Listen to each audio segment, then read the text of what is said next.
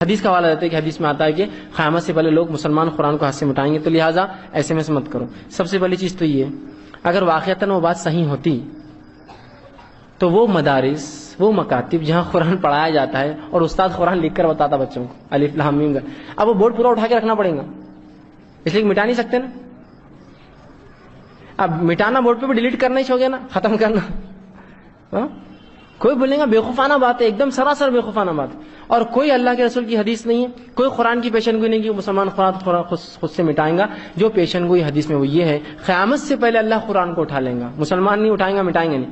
یہ مٹانا تو علم کے لیے ہے کہ ایک آیت لکھے مٹا کر دوسری آیت لکھیں تاکہ علم میں اضافہ ہو۔ کسی کا مقصد قرآن کو ختم کرنا، مٹانا، روئے زمین سے ہٹا دینا مقصد نہیں ہوتا ہے، ٹھیک ہے؟ تو لہٰذا مٹانے میں کوئی نہیں، تو ایس ایم ایس بھیجیے آپ اگر اچھے بھیجتے ہیں، لیکن میں ایک گزارش کروں گا جب بھی ایس ایم ایس آپ کرتے ہیں تحقیق کر لیں۔ مزاج تو ایسا بنا ہوا ہے کہ بس ایک بھیڑ چلی پورے بھیڑ پیچھے چلتے ہیں۔ اس نے کچھ تو بھی اسلام کے نام سے ایس ایم ایس کیا کہ پڑھا نہ کرا، فارورڈ فارورڈ فارورڈ فارورڈ ہزاروں لوگوں کو، بعد میں پتا چل رہا ہو تو اس کے خلاف ہی کچھ تو بھی لکھا ہوا تھا، ہوتا ہے نا، یا کچھ تو بھی بدعت تھی، کچھ تو بھی شرک تھا، کچھ تو بھی خرافات تھا، کچھ تو ایسی بات تھی جو قرآن کی آیت ہی نہیں، جو رمضان کی مبارکباد سب سے پہلے دوسرے کو دے اس پہ جنت واجب، کہاں سے لائی یہ بات؟